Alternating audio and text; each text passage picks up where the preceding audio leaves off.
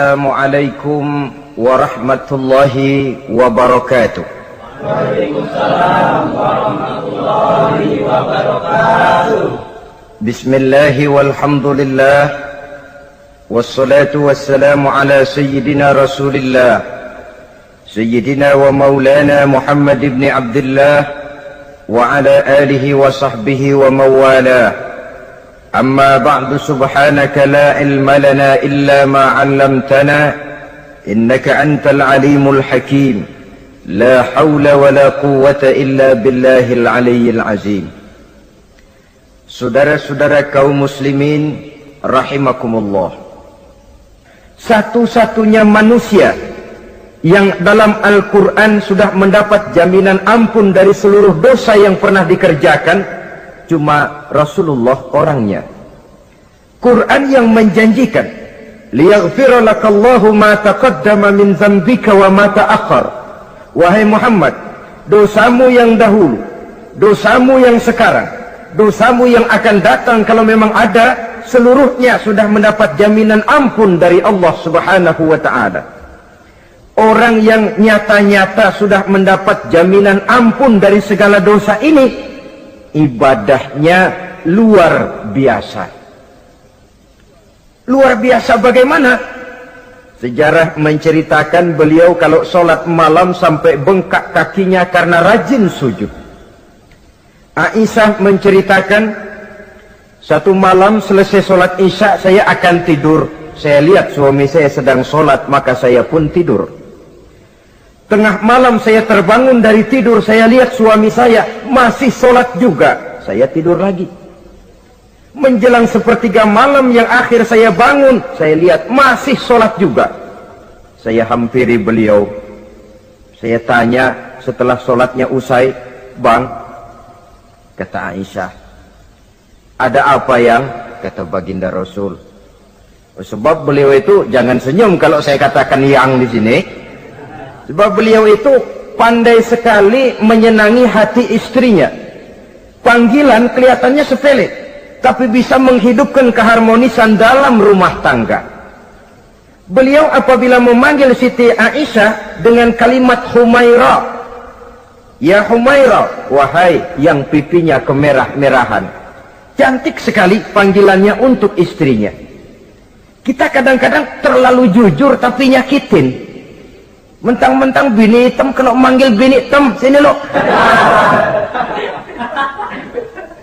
Jujur tapi nyakiti itu. Hadirin yang saya muliakan, baginda menjawab, "Ada apa ya? Abang ini kan dosanya sudah mendapat jaminan ampun dari Allah." "Iya, lalu gimana?" "Ya kalau ibadah jangan terlalu gitu-gitu bener, kenapa sih? Orang sudah dapat jaminan ampun itu kan mestinya tenang, aman. Ini malah seolah-olah beliau orang yang paling banyak mempunyai dosa. Tidak puas melaksanakan hanya sholat yang wajib ditambah dengan yang sunnah-sunnah. Tidak usah gitu-gitu bener lah bang, sudah dapat jaminan ampun ini." Terhadap usul istrinya ini, apa jawab beliau? Sederhana, tapi melambangkan sikap jiwa yang luhur. Beliau menjawab, "Aisyah, afala uhibbu an akuna abdan syakura." Yang apa saya tidak senang kalau saya ini oleh Allah mendapat gelar abdan syakura, hamba yang pandai bersyukur, hamba yang tahu berterima kasih. Makin diampuni, makin banyak sujud saya, makin diampuni, makin banyak ibadah saya kepada Allah. Inilah prinsipnya. Saudara-saudara, oleh karena ibadahnya demikian rupa, Allah lalu dekat.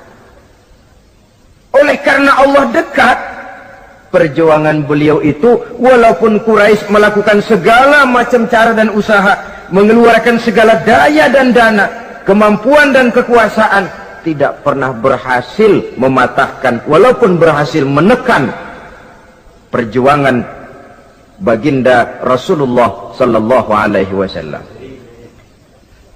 Coba kalau kita buka sejarah, beliau itu kan mulai berjuang sendiri, yang dihadapi masyarakat yang keras, kasar, brutal.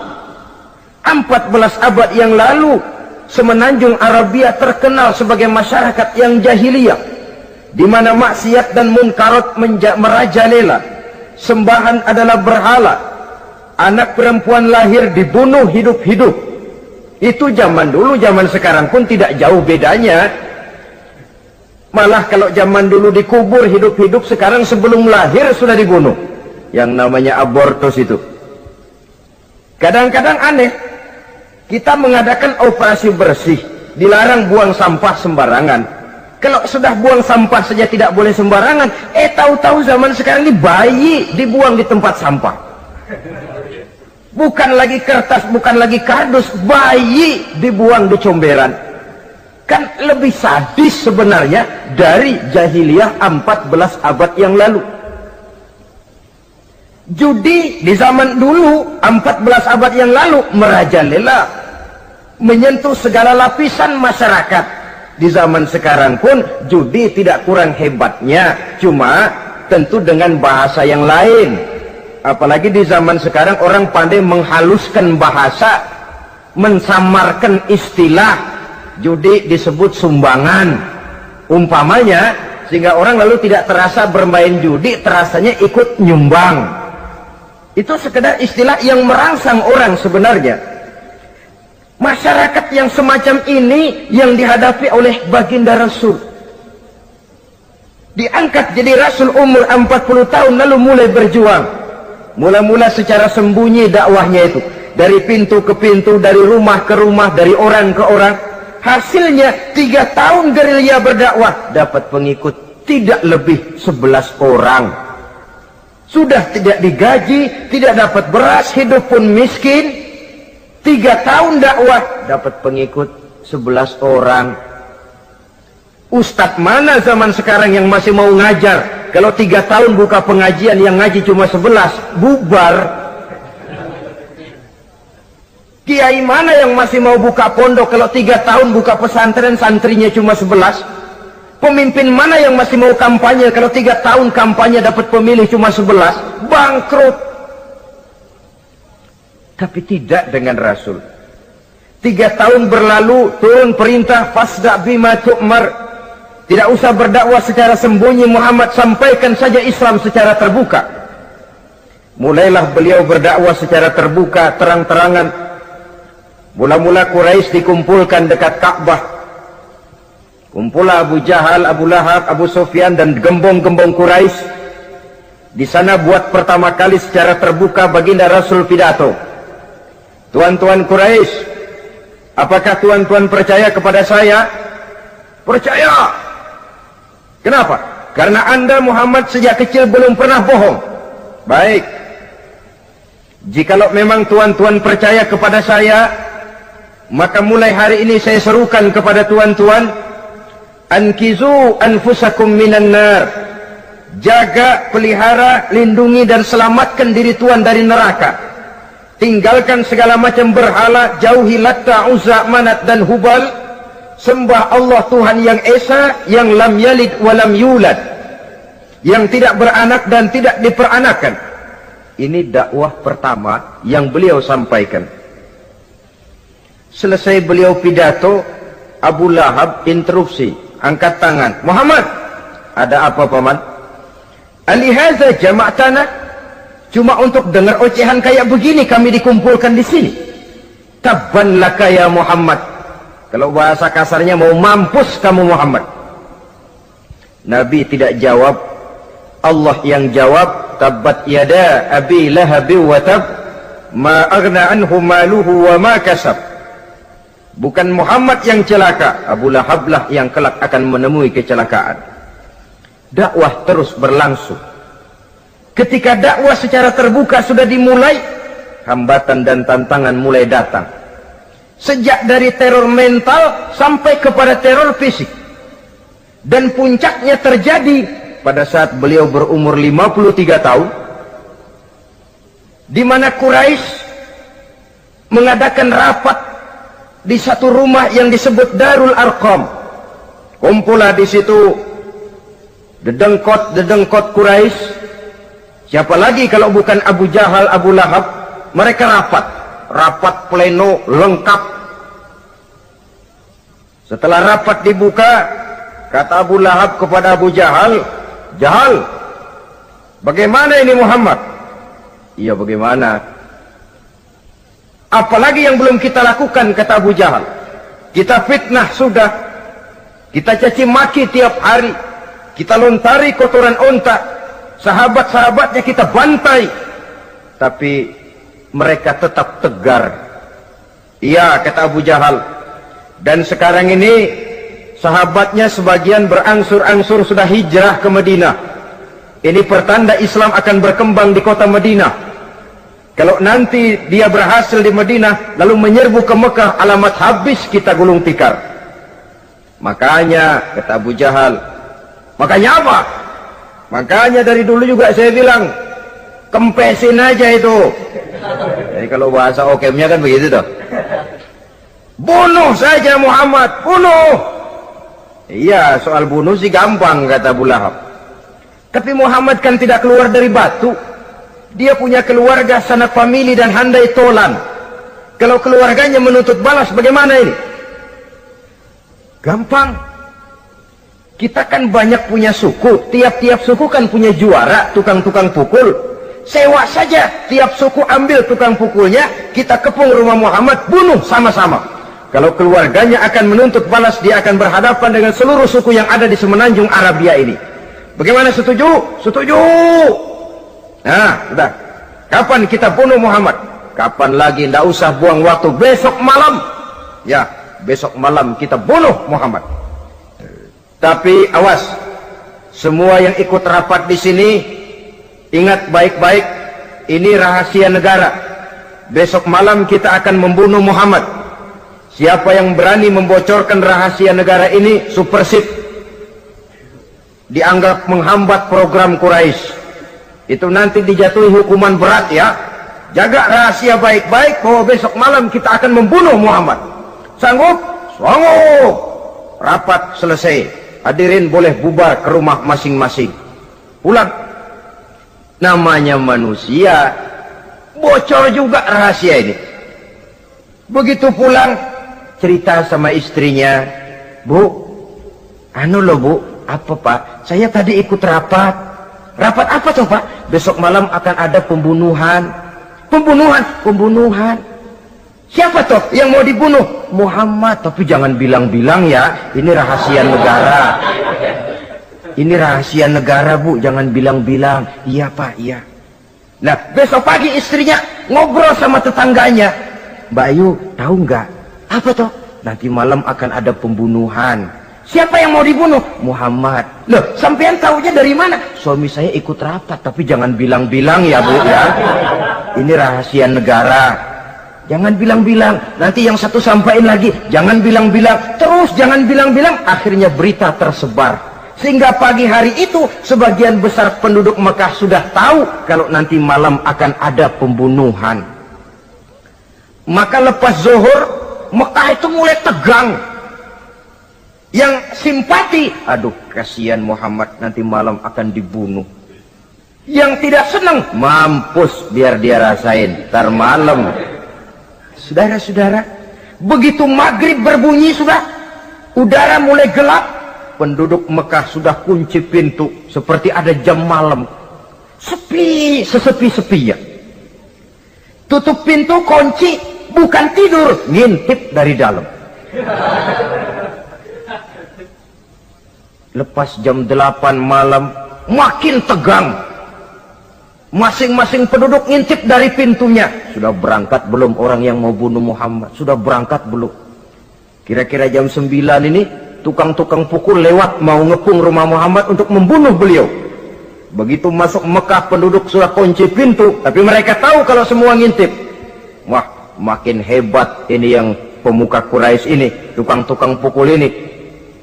Jalannya dibuat gagah-gagah, barisnya dibuat hebat-hebat. Itu injekan tanahnya dalam baris dibuat kencang-kencang, brok, brok, brok, brok, kayak serdadu baris. Lewat dekat rumah penduduk pakai batuk lagi. Yang dari dalam ngintip makin ciut. Wah, ini dia yang mau bunuh Muhammad ini. Sampai di rumah Nabi, dikepung rumah Nabi, di pagar betis. Malam itu di dalam rumah cuma Nabi, Abu Bakar dan Ali bin Abi Thalib. Nabi tahu rumahnya dikepung. Lewat tengah malam beliau berkata, Abu Bakar, saya ya Rasul, mari kita berangkat hijrah. Baik ya Rasul. Ali, saya ya Rasul, kamu gantikan saya ya. Gantikan apa ya Rasul? Gantikan tidur di tempat tidur saya. Baik ya Rasul. Masya Allah, sekali menggantikan mati. Tidur di tempat tidur Rasul pada malam rumahnya dikepung, resikonya kan mati. Menggantikan mati. Lah kalau menggantikan lurah lumayan. Menggantikan mati. Dan Ali tahu persis resikonya. Dan beliau waktu itu masih muda dan beliau tidak nawar. Baik ya Rasul, saya akan tidur di sini, berangkatlah Tuhan. Berangkat Rasul, ketika keluar dari pintu belakang rumah dikepung rapat, terjadilah keajaiban yang Allah ceritakan. Wa ja'alna min baini aydihim sadda wa min khalfihim sadda fa aghshaynahum fahum la yubsirun. Di muka, di belakang, di kiri kanan dibuatkan dinding oleh Allah, dibutakan mereka tidak lihat kalau Muhammad keluar dari rumahnya. Siaga penuh, apel, mata melotot, Nabi lewat nggak kelihatan. Sampai Nabi kemudian menuju Gua Thur, 3 malam 2 hari di sana. Dari sana perjalanan dilanjutkan ke Madinah Al-Munawwarah. Allahu Akbar. Mengarungi gurun pasir yang gersang dan tandus, yang terbentang antara Mekah dan Madinah. Meninggalkan kampung halaman tempat di mana dilahirkan dan dibesarkan. Keluarga yang berbeda akidah terpaksa berpisah. Kok kuat? Kok bisa? Kok sanggup? Di mana rahasia kekuatannya? Beliau punya sandaran vertikal, ibadahnya kepada Allah. Dengan bahasa kita sekarang, beliau punya backing. Backingnya tidak kepalang tanggung, yang serba maha. Maka saya mengajak kepada seluruh kaum muslimin, di zaman sekarang kan orang lagi main backing-backingan, ya. Nah, siapa yang punya backing punya jalu. Saya cuma mengajak, kalau mau cari backing jangan kepalang tanggung, carilah backing yang serba maha. Maha gagah, maha tahu, maha adil, maha bijaksana, maha segala-galanya. Dan dialah Allah subhanahu wa ta'ala. Saudara punya backing kolonel, tanggung. Nanti dia pensiun habis. Yang kolonel saja tanggung, apalagi yang kopral. Kalau mau cari backing, carilah backing yang serba maha, Allah azza wa jalla. Caranya tentu dekat kepadanya. Untuk dekat kepadanya melalui jalur yang sudah diatur olehnya, melalui Rasulullah sallallahu alaihi wasallam, yaitu salat, ibadah. Makin tinggi nilai ibadah, makin dekat kita dengannya. Makin dekat dengannya, makin banyak fasilitas yang akan diberikan untuk kita. Saudara pegawai negeri ingin cepat naik golongan, itu caranya 2. Pertama, jam kantor disiplin. Jam 7 masuk, jam 3 pulang. Kalau belum jam pulang, jangan pulang. Yang kedua, tambahan di luar jam kantor, sering-sering datang ke rumah kepala bagian.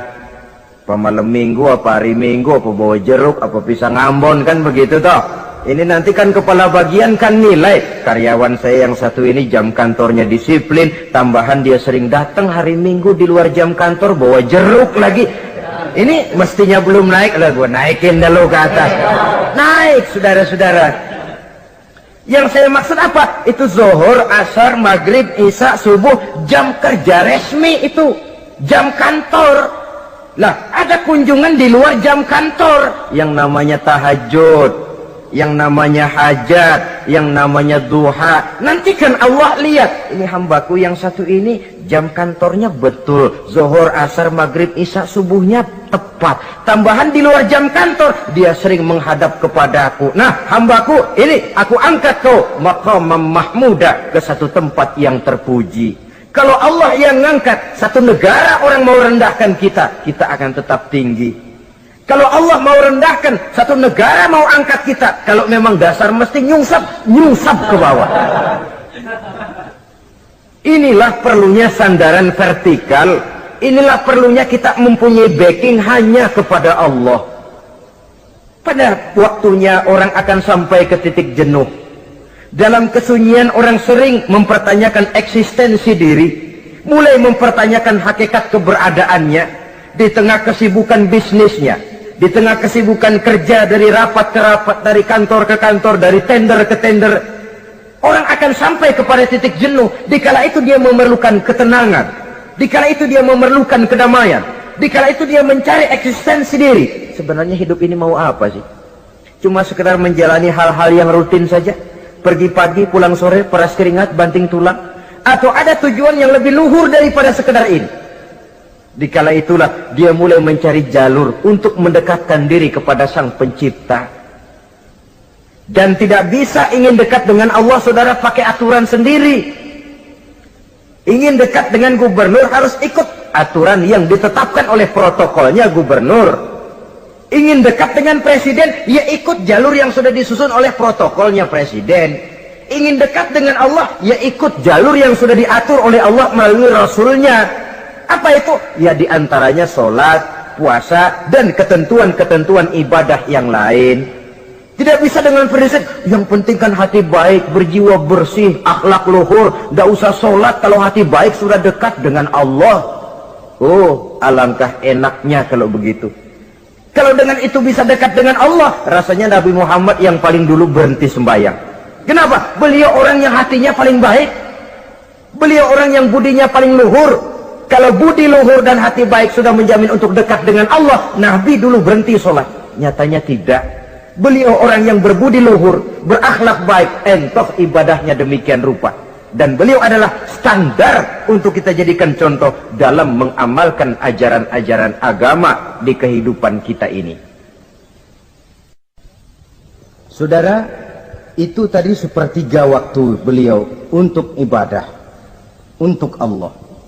Sepertiga yang kedua dari waktu beliau adalah untuk tugas. Dalam hal ini, sebagai seorang Rasul, menyampaikan risalah Islam berhadapan dengan umat. Yang jadi soal ialah, apa modal utama beliau di dalam melaksanakan tugas? Dan ini nanti sebagai cerminan buat kita. Modal utamanya pertama adalah keteladanan, dan yang kedua adalah akhlak. Sekarang ini kita hampir nyaris mengalami berbagai macam krisis. Yang paling santer kita dengar adalah krisis wibawa. Ada pak guru dicegat muridnya di jalanan, dipukulin karena nggak naik kelas katanya. Nampaknya guru nggak lagi berwibawa. Di satu pihak mungkin karena si guru tidak bisa digugu dan ditiru. Di lain pihak juga murid tidak lagi mengenal arti rasa hormat kepada pak guru. Nah, kenapa krisis wibawa timbul? Karena tidak ada keteladanan. Adapun Rasul, wibawa beliau timbul di tengah umat karena keteladanan ini. Apapun yang beliau ajarkan kepada umat, beliau adalah pelaksana pertama. Dengan kata lain, satunya kata dan perbuatan. Ini yang sangat diperlukan di zaman kita sekarang. Bukan cuma sekedar simposium, muktamar, kongres, rapat besar dengan keputusan bertumpuk-tumpuk kertas di atas meja, tetapi tidak pernah terrealisir dalam kehidupan. Yang kita perlukan adalah satunya kata dan perbuatan, bahwa kalau itu yang diucapkan, itu yang diterapkan. Kalau itu yang diteorikan, itu yang dikerjakan. Keteladanan. Yang kedua, rahasia sukses beliau dalam melaksanakan tugas berhadapan dengan umat, akhlak. Beliau tidak menyampaikan Islam ini dengan kekerasan, tidak juga dengan bujuk rayu harta, tidak pula dengan menakut-nakuti orang. Belum pernah kita baca dalam sejarah beliau teriak-teriak, awas yang tidak masuk Islam dipecat jadi orang Arab. Tidak. Atau dengan bujuk rayu, ayo siapa masuk Islam super mie 2 bungkus? Tidak. Sebab kebenaran tidak bisa dipupuk dengan materi. Kebenaran adalah soal keyakinan, dan keyakinan adalah soal batin. Orang yang beragama karena tertarik kepada super mie, orang yang beragama karena tertarik kepada pakaian, kepada obat-obatan, nilai imannya dipupuk dengan materi. Dan usaha seperti itu sama saja dengan menegakkan benang basah. Dia percaya kepada sesuatu yang dia tidak mengerti. Dia yakin kepada sesuatu yang dia tidak tahu apa bentuk yang dia yakini itu. Alangkah malang dan kasihannya orang yang beragama seperti ini. Tidak demikian dengan Rasul. Islam ini adalah satu keyakinan. Keyakinan terhadap kebenaran hanya bisa ditegakkan dalam nurani manusia yang paling mendasar. Karena itu dia tidak bisa dipaksakan. Dan itu pula sebabnya Quran punya prinsip la ikraha fid din. Tidak ada paksaan dalam beragama. Mau Islam silakan, tidak mau Islam silakan. Allah tidak memaksa. Tapi ayat ini jangan disalah pakai. Tidak pernah sholat, ditanya orang, kamu kan Islam kok enggak sholat? La ikraha fid din dong. Salah pakai. Yang tidak ada paksaan dalam beragama itu untuk orang di luar Islam. Kepada tuan-tuan di luar Islam, la ikraha fid din, tidak ada paksaan masuk Islam. Tapi kalau sudah masuk ke dalam Islam, maka berlaku peraturan Islam. Contohnya begini saja, tidak ada paksaan masuk ke rumah saya. Itu mau masuk silahkan, tidak mau masuk tidak ada urusan. Tapi sekali saudara masuk ke rumah saya, saudara harus ikut tata tertib yang ada di dalam rumah saya. Kira-kira beragama itu begitu. Tidak ada paksaan masuk Islam. Tapi sekali saudara masuk Islam, maka berlaku peraturan Islam untuk kehidupan saudara. Jadi la ikraha fid din ini buat orang di luar garis. Allah tidak maksa-maksa orang mau masuk Islam, mau tidak. Silahkan saja. Tapi ketika orang mendapat hidayah, masuk ke dalam Islam, peraturan Islam berlaku dalam kehidupannya. Saudara hadirin, kaum muslimin rahimakumullah. Akhlak. Mari kita lihat lebih jauh bagaimana sih akhlak beliau yang mulia itu. Allahu Akbar. Kalau orang berakhlak kepada teman, itu sih biasa. Tapi berakhlak kepada musuh, ini yang luar biasa. Ini yang agaknya Allah saja memuji beliau. Wa innaka la'ala khuluqin azim. Engkau Muhammad benar-benar berada di atas budi pekerti yang luhur dan terpuji. Kalau saya baik kepada orang yang memang baik kepada saya, logis toh, wajar, memang harusnya. Tapi berbuat baik kepada orang yang jahat terhadap saya, ini yang tidak setiap orang bisa.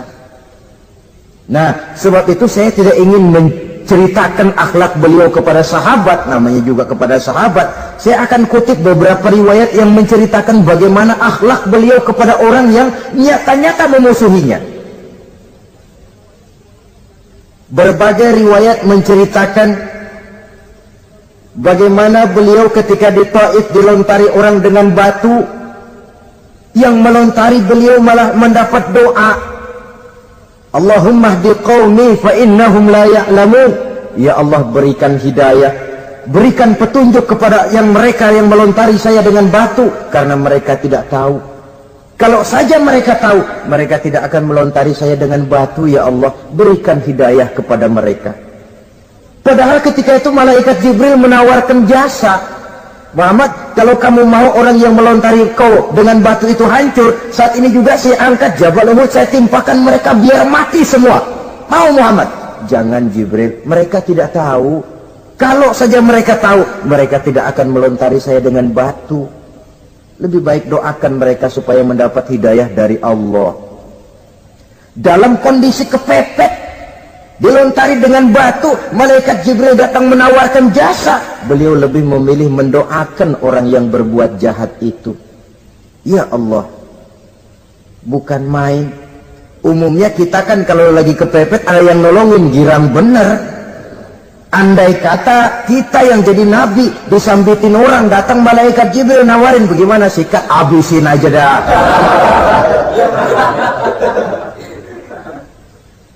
Ini akhlak kepada musuh. Ketika beliau selesai sholat zuhur, istirahat rebah-rebah, tidur-tiduran di bawah pohon kurma, datang orang kafir yang bernama Daksur yang sudah lama mengintip-ngintip, mencabut dan menghunus pedang. Muhammad, kalau ini saat saya tebas batang lehermu, siapa yang akan menolong engkau? Tidak ada. Yang akan menolong saya Daksur? Iya, Allah yang akan menolong saya.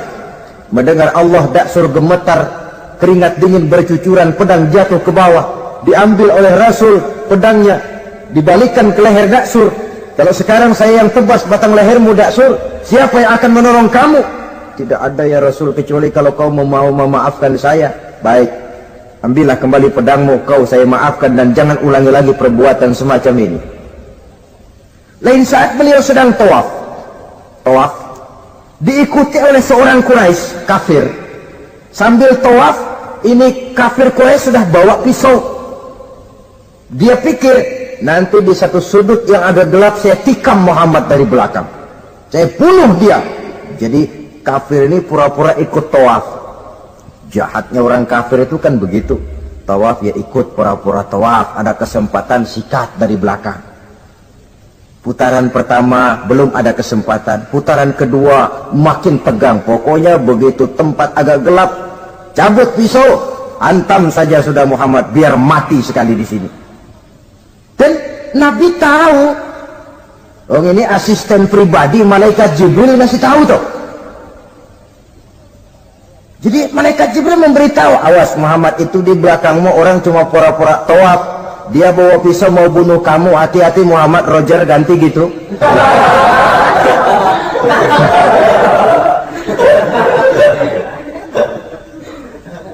Tahu persis beliau. Sampai di satu sudut yang gelap, si kafir ini mencabut pisau.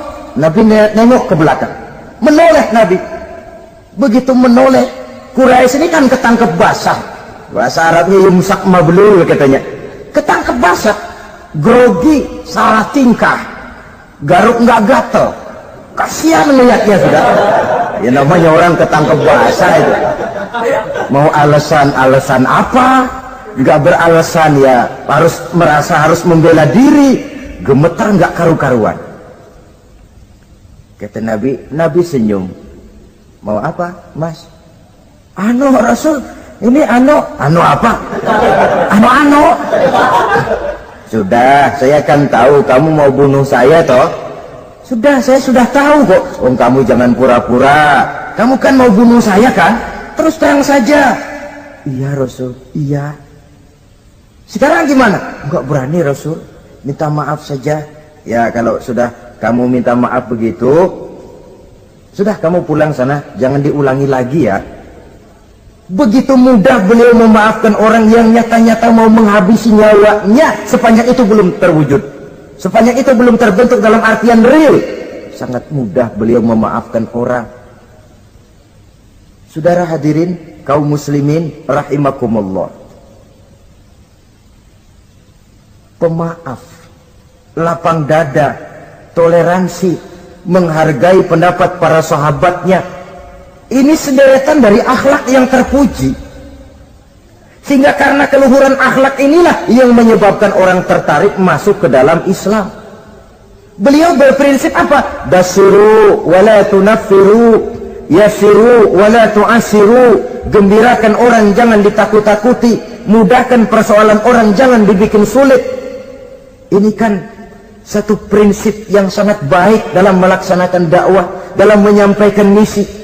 Apapun tugas kita di masyarakat, sebagai pegawai pemerintahan, pejabat negara, pedagang, pengusaha, seniman, ustadz, mubalik, kiai, ulama, dalam berbagai profesi, modal utama untuk sukses adalah akhlak. Sebab hati kita yang tahu cuma Allah. Orang lihat penampilan kita, orang lihat muka kita. Sebab itu Nabi katakan, innakum la tasa'una nasa bi amwalikum walakin yasa'uhum minhum bastul wajhi wa husnul khuluqi. Kamu tidak akan bisa menarik simpati orang banyak dengan hartamu, tapi bisa kau tarik simpati orang banyak dengan akhlak yang baik dan muka yang senyum, muka yang enak dilihat. Orang kadang sering bilang, dia mah biar mukanya begitu hatinya baik. Iya, soal hati kita nggak tahu. Yang kita lihat pertama muka. Bagaimana gue mau ikut dia, mukanya kayak batu kuburan. Kesan serem pertama itu kan sudah ada. Walaupun kadang-kadang hati memang baik, tapi hati itu kan urusan Allah. Yang kita lihat pertama muka. Ini barangkali nanti termasuk teori dalam psychology of salesman ya, bahwa sesuatu yang baik kalau dihidangkan dengan cara yang tidak baik, orang tidak akan tertarik. Lihat saja, orang sekarang ini kan entah makin lajunya dunia bisnis kita, masuk ke rumah-rumah kita cuma menawarkan air jahe, menawarkan sasa, menawarkan kecap bango, menawarkan barang-barang yang kelihatannya remeh. Ini kan termasuk psychology of salesman. Yang datang ya biasanya perempuan, wajahnya ya lumayan, paling kurang sedikit di atas 6 lah begitu. Lalu tutur katanya sopan, masuk ke rumah tidak sungkan, ada rasa familiar, rasa kekeluargaan, lalu datang. Taktik untuk menawarkan barang yang jadi merek dagangannya. Nah, Islam ini agama yang baik. Kalau disampaikan dengan cara yang tidak baik, sadis, memponis, orang akan lari dan jauh. Menyinggung, bukan menyentuh. Siapapun kalau tersinggung lari, tapi kalau tersentuh, dia akan mendekat. Apaan lo Islam bayang begitu? Mikirnya anakku sembayang diomelin, mendingan kagak sembayang sekalian ketahuan. Saudara hadirin yang saya muliakan, ini yang diberikan contoh oleh baginda Nabi. Apapun tugas kita, pedagang utamakan akhlak, petani utamakan akhlak, seniman utamakan akhlak, mubaligh utamakan akhlak, pejabat negara utamakan akhlak, pelayan dan pengabdi masyarakat utamakan akhlak. Saudara hadirin yang saya hormati, kaum muslimin yang berbahagia. Jadi untuk sukses di masyarakat, untuk sukses di tempat tugas, modal utama adalah akhlak. Dan ini yang dicantikan contoh dari Nabi kita Muhammad sallallahu alaihi wasallam. Sepertiga waktunya untuk tugas. Dalam menjalankan dan melaksanakan tugas sebagai seorang rasul, menyampaikan risalah Islam berhadapan dengan umat, modal utamanya adalah akhlak. Demikian juga kita di masyarakat. Dan akhlak itu memang harus dibiasakan sejak kita kecil. Sehingga dengan demikian nilai-nilai yang baik akan terus terbawa sampai di hari tua kita. Saudara-saudara, rasanya kehancuran satu bangsa dimanapun di dunia ini selalu dimulai dengan kehancuran akhlak daripada bangsa itu sendiri.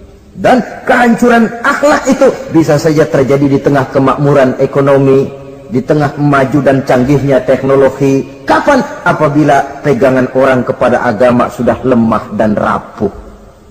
Kita tengok di negara-negara di sebelah barat kita, kemajuan teknologi yang tidak diimbangi dengan kuatnya pegangan orang kepada agama telah melahirkan budaya-budaya yang merendahkan martabat manusia. Lahirlah kebudayaan hippies, lahirlah kebudayaan nudis, hidup serba bosan dengan ini dan itu karena segalanya sudah dimiliki, rumah mentereng, jumlah kendaraan sejumlah keluarga, kapal pesiar di laut mewah, pesawat udara punya, setelah ini punya ini ada, semua ada, titik jenuh sampai. Mau apa semua ini? Akhirnya ingin hidup apa adanya, tidur di goa-goa, tidur di kaki-kaki gunung, tidur di hutan belantara, pakaian kumel. Itu hipis-hipis yang datang kemari, yang pakaiannya kumuh, tambelan, lepis belel. Padahal di kantongnya cek, travel cek, dolar. Lain hipis kita, emang benar-benar gembel.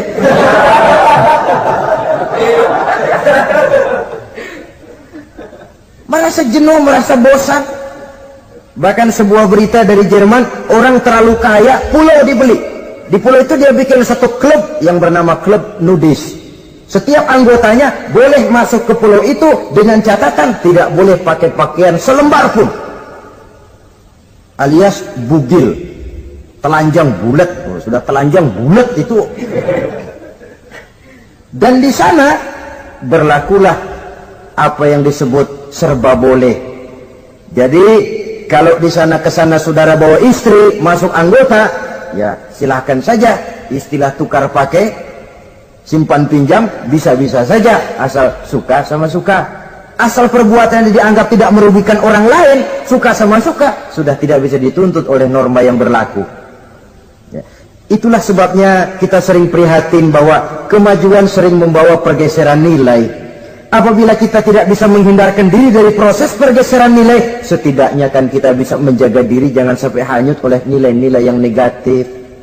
Akhlak, baik sebagai muslim, baik sebagai bangsa Indonesia yang berkepribadian luhur, itu merupakan cerminan kita. Saya prihatin, belum lama diselenggarakan kontes bibir terindah. Kontes bibir terindah itu kira-kira apa manfaatnya? Apa yang jadi ukuran? Dan bukankah bibir karunia Tuhan? Ya kalau yang bibirnya mungil bisa ikut kontes lah, kalau yang jebleh gitu.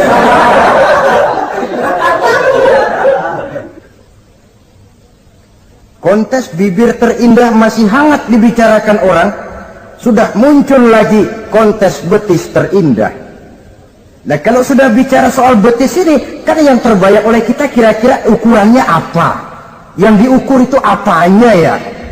Ya tentu betisnya itu. Nah paling celaka kalau betis-betis yang ikut itu nanti jadi milik panitia semua kan. Yang tidak usah kita mengukur dengan kacamata agama, dengan budaya kita sebagai bangsa Indonesia yang berfalsafahkan Pancasila, rasanya mendengarnya saja kok sudah tidak sah gitu loh.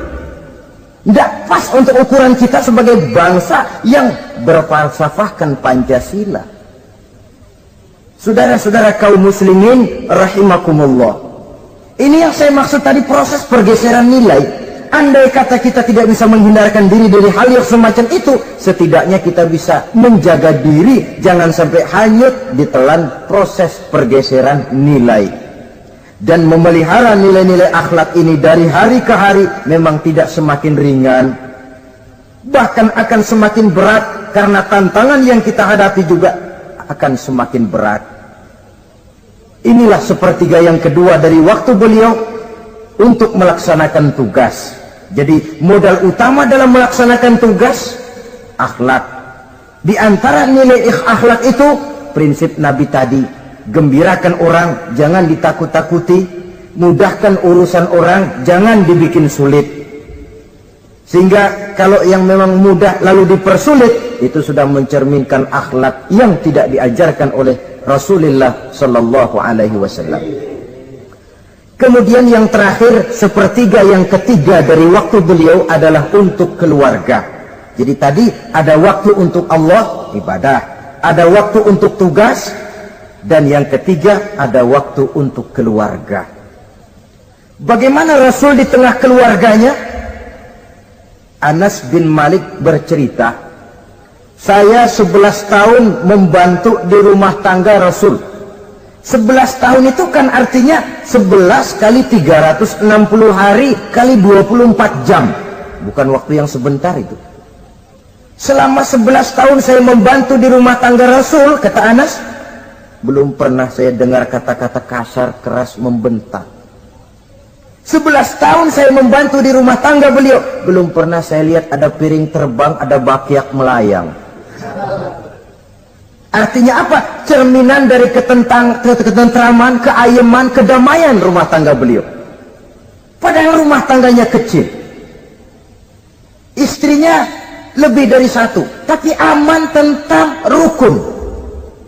Kita kadang-kadang istri satu seminggu 7 hari, perang 6 hari. Cuma 1 hari gencatan senjata. Sudah hadirin, saudara kaum muslimin rahimakumullah, kalau beliau tidak menyenangi satu masakan, misalnya masakan istrinya, Tidak mencah-mencah, cuma kelihatan dari makannya barangkali tidak begitu banyak. Tapi tidak pernah mencela apapun yang dimasak istrinya. Senang ya dimakan, tidak senang ya dimakan karena menghargai lelah jerih payahnya istri. Ini kelihatannya sepele, tapi dari sini keharmonisan rumah tangga itu bisa saja timbul. Bukankah seseorang hanya bisa sukses di tempat tugas? Jadi apapun dia, kalau berangkat dari ketentraman dan ketenangan di rumah tangga. Dan tidak ada orang bisa meraih sukses kalau dia berangkat dari rumah tangga yang berantakan. Itulah sebabnya ini sangat diperhatikan oleh baginda Rasul. Dari rumah yang kecil, dari tempat tidur yang sederhana, yang sebelah itu kain kasar, sebelah dipakai untuk tidur, sebelah dipakai untuk selimut. Jadi kasur merangkap selimut. Allahu Akbar. Tapi dari rumah tangga yang semacam itu keluar ucapan baiti jannati, rumah tanggaku laksana surga bagiku. Di mana sih rahasianya? Karena rumah tangga beliau didirikan di atas ajaran agama. Agama membuat suami istri tahu hak dan tahu kewajiban.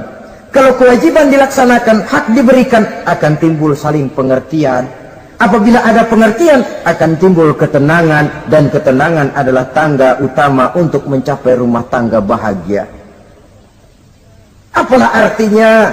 Seperti banyak istilah orang, rumah bertingkat, uang banyak berlipat-lipat, kendaraan serba mengkilat, istri pun cantik memikat, kadang-kadang jumlahnya 4, tapi tiap hari kiamat. Tidak pernah ada ketenangan dan kedamaian di rumah itu. Saudara hadirin, lebih celaka lagi sudah rumah gubuk berantem melulu. Sudah kiamat itu, sudah kiamat. Jadi dengan adanya pelaksanaan kewajiban, pemberian hak, timbul pengertian. Pengertian membawa ketenangan. Suami keluar rumah, istri tenang di rumah. Suami meninggalkan istri pun hatinya tenang dan tentram, tidak was-was, tidak berpikiran nanti kalau saya lembur ini istri ngompreng, tidak. Si istri pun lega melepas suami karena ada keterbukaan. Ini kan menurut angket terakhir loh ya, yang diadakan oleh beberapa majalah di ibu kota ini, di ibu kota katanya, dari sejumlah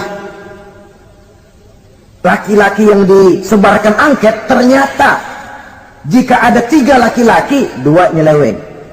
Jadi angka penyelewengan itu 2/3 dari jumlah laki-laki itu menyeleweng katanya. Ya mudah-mudahan yang kumpul di sini termasuk 1/3 yang nggak nyeleweng itulah.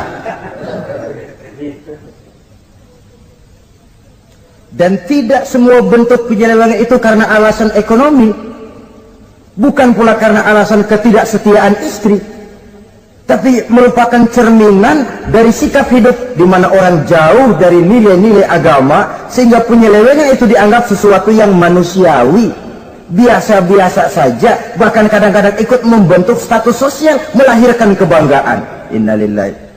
Orang kalau sudah bangga nyeleweng bangga, itu kiamat sudah. Sama saja, bikin dosa ketawa, waduh, itu malaikat gemes benar. Udah bikin dosa cengengesan, cengir, udah ada rasa nyesel, udah ada rasa takut, udah ada rasa bersalah, biasa gitu. Saudara hadirin yang saya muliakan, ini kan cerminan dari rapuhnya pegangan orang kepada agama. Jadi untuk membina rumah tangga yang bahagia ini, 1/3 dari waktu untuk di tengah keluarga, menghidupkan nilai-nilai agama di rumah tangga kita. Oleh karenanya, pada bagian akhir dari pertemuan yang singkat ini, saudara-saudara, saya mengajak, marilah pandai-pandai membagi dan mengatur waktu. Ada waktu untuk Allah, ada waktu untuk tugas, ada waktu untuk keluarga. Syukur kalau ada keseimbangan.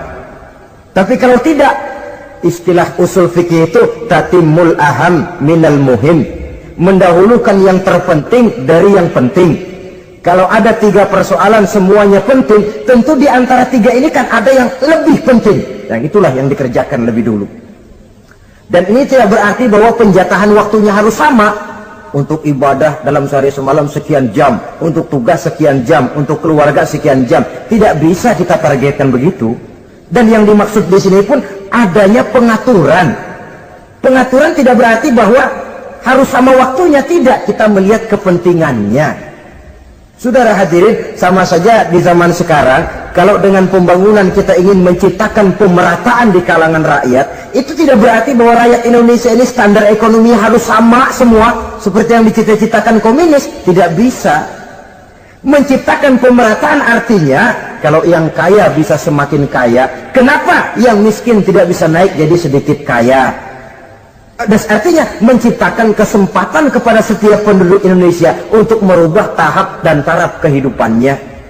Demikian juga adanya pengaturan waktu. Bukan berarti untuk Allah sekian jam, keluarga sekian jam, tugas sekian jam. Sebab jam-jam ini sulit kita jatahkan. Kadang-kadang tugas, kadang-kadang keluarga, kadang-kadang ibadah kita sedang gandrung. Yang penting ada keseimbangan dalam cara kita mengatur waktu itu. Nah, saudara-saudara, demikianlah pertemuan dan pembicaraan kita kali ini. Terima kasih atas segala perhatian. Mohon maaf atas segala kekurangan. Usikum wa nafsi bitaqwallah. Wassalamualaikum warahmatullahi wabarakatuh. Waalaikumsalam warahmatullahi wabarakatuh.